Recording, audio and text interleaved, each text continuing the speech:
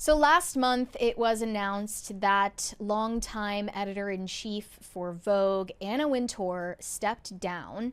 She is still going to keep a creative role at Vogue, and her replacement is still an ongoing debate. It hasn't been announced who is going to be in charge yet, but whoever it is must have signed off on Vogue featuring artificially generated models in their magazine for the very first time in a recent August issue, an ad for Guess.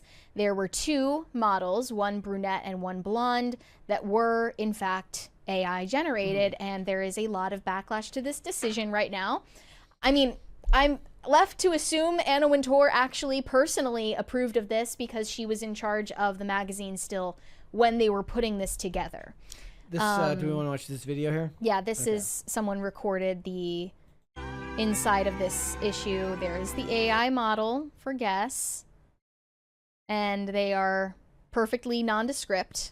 They are literally just like an amalgamation of traits that equal out to nothing. Every Instagram model put together and then put into a blender.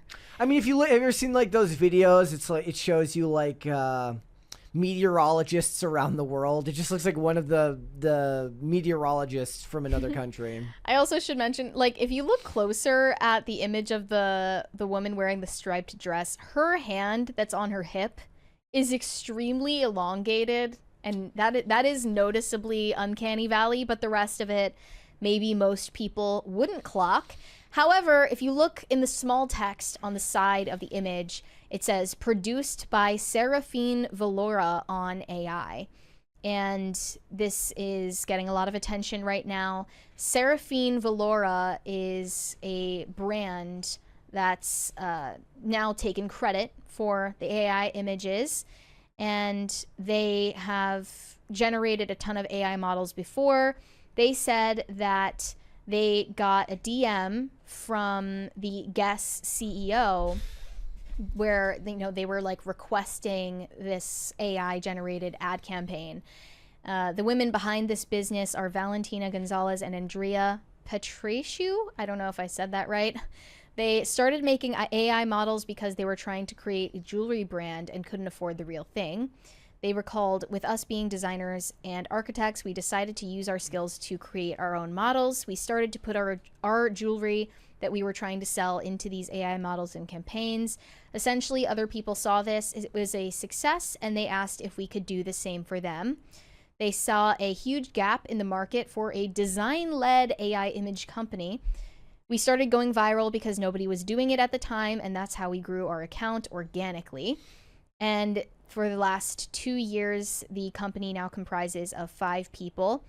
Then Paul Marciano, the co-founder of Guess, sent them a message. He decided that he liked it and wanted this for one of their own ads, and eventually many other companies will do the same thing. Yeah. So yeah, they took 2 particular AI generated images and then got those approved and worked on them further that ended up in print. This is a bad thing, kind of no matter how you swing it. And it's kind of leading me to believe the rumors that Jeff Bezos is on the verge of buying out Vogue, or rather the parent company, Condé Nast. Yeah, and people originally started that rumor because he allegedly bought his now wife, Lauren Sanchez, the Vogue cover last month for their wedding as a sort of his wedding gift is a wedding gift. What if his wedding gift is to just buy her Vogue? Maybe that's, yeah, like a lot of people have been saying, like maybe Jeff Bezos is buying Vogue as a wedding gift to Lauren Sanchez, though that is not confirmed yet. If that happens, it's going to be more of a landfill than it already was under prior leadership. Anna Wintour basically ran it into the ground, and it, like, every cover was just, a random celebrity on a sound stage and nothing interesting about it. And then they obviously filled the pages with tons of political and feminist propaganda, and it became not about fashion but about messaging. And the message in this is, you're a thing of the past, like, bye bye humans, you don't matter anymore. We don't need you anymore, and we also don't even need to respond to how you feel about your replacement because, you know, we don't need you, and this is a self-sustaining enterprise. It is fair to point out that between plastic surgery and the most extreme levels of airbrushing, the human eye has been programmed and readied for this for a very long time. Definitely. There are people like professional models that you can see online now that don't look all that different from this fake person. Right. And you kind of, that was always going to happen as technology advanced and as inflation rose, at least especially here in America. All of these companies were going to be looking for the next cheap solution. Plus, you don't have to hire a photographer. You don't have to hire a set designer. You don't have to hire a special on-site HR person to make sure that everything goes according to plan. You hire one sweaty guy in a studio or in an office building to go ahead and build this for you. Yeah, all legal liability has been eliminated. If Risk, this takes over. Risk has been eliminated. Yeah. And the human eye won't even. I would bet that a lot of people didn't even clock it when they passed by, especially if they're not looking. If they're not looking critically.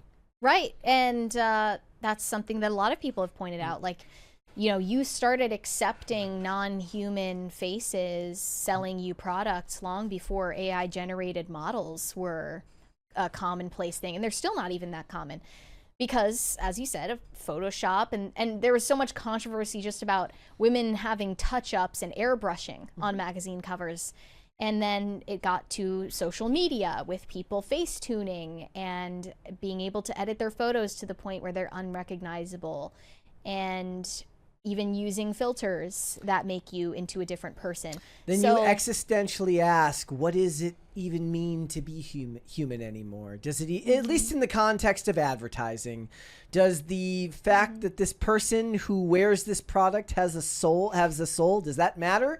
To me as a consumer, I'm guessing it doesn't, and it certainly doesn't to the person selling the product, unless using a person with a soul is part of the ad campaign, unless you're going to make it about, look at us, we use real humans to advertise our products, which it'll become its own cottage industry. Sure. Of people who will use it as a form of boutique marketing. Right. Oh, we advertise with actual people shot in actual locations.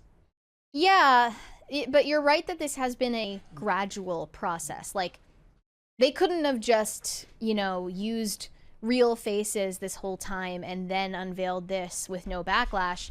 They're getting some backlash. For the most part, though, people are not clocking it at all. Yep. Because they've been, conditioned to think that all women, that 60-year-old women look like J-Lo. Yeah, yes, exactly. And this wouldn't be acceptable or commonplace. I saw a very interesting without that. I saw a very interesting description the other day. They said your looks from 18 to 25 is what God blessed you with. Your looks from 25 to 75 is what you're willing to pay for. One of the comments says, Devil Wears Prada 2 should be about Anne Hathaway and Meryl Streep teaming up against whatever the hell this is. Turn it into a superhero movie with this can be Galactus. A lot of people are summing this up as an example of corporate greed. It's not corporate greed. It's the natural evolution of these businesses. You can thank the government inflating your currency and the fact that everything is more expensive now for that more than anything. But it is capitalism. They're going to look for the cheapest route possible to reach the most amount of people with the best results. And as long as people accept this is where they ignore this part of capitalism, which is that if everybody actually cared, if this was actually a big deal to everybody, they would stop purchasing it, and therefore the market would correct itself, and this would stop. That's never going to happen. Mm-hmm. Not at the scale. Mm-hmm.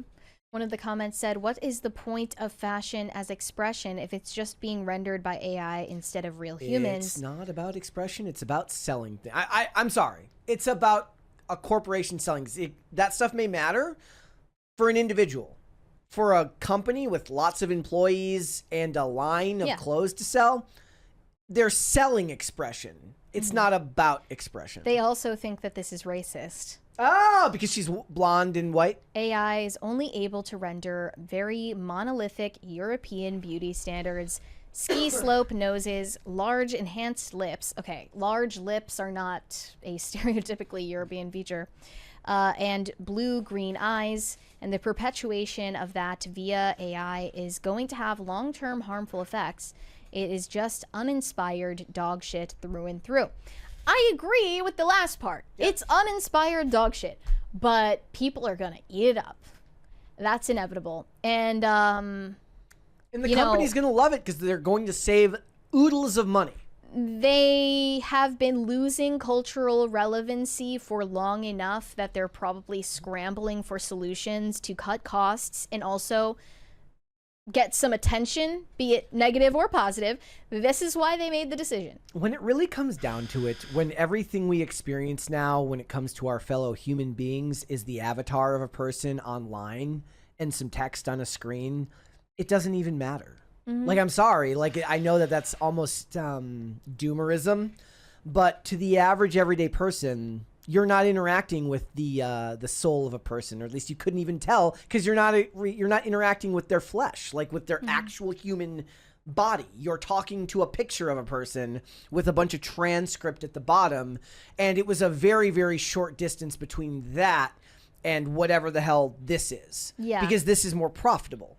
Yeah, and I do think that it is preparing us for a transhumanist future. And as you said earlier, that also started with ways that people modified their own appearances by choice. And that was celebrated and seen as empowering and, you know, never discouraged because, of course, there is an interest in making a profit off of it, too. Lip fillers, Botox, filters, Photoshop, Facetune, editing, angles. AI is just the logical conclusion of everything we've already done to divorce ourselves from our human spirit. Yep. And again, as soon as your interaction, the vast majority of your interaction with other human beings started taking place through a screen, it was a very, very short distance from where all this started to now. Because the average person didn't understand, like, wouldn't need to ever Photoshop a picture of themselves in their lifetime. People took very, very few photos of themselves. Or had very, very few photos of themselves taken in a lifetime. And certainly you weren't taking them yourself. Like, if you actually think about it, before the advent of the cell phone camera, the idea of taking a picture of yourself was weird because it was unwieldy. And yeah, maybe people did it with like the disposable cameras when they went to parties in the early 2000s. But before the advent of the, you know, the disposable camera or the digital camera, and even then, before that, it was a full-sized SLR or some giant rig that you had to use to shoot photos. You weren't shooting photos of yourself unless the theme was about a self-portrait or something like that. Yeah.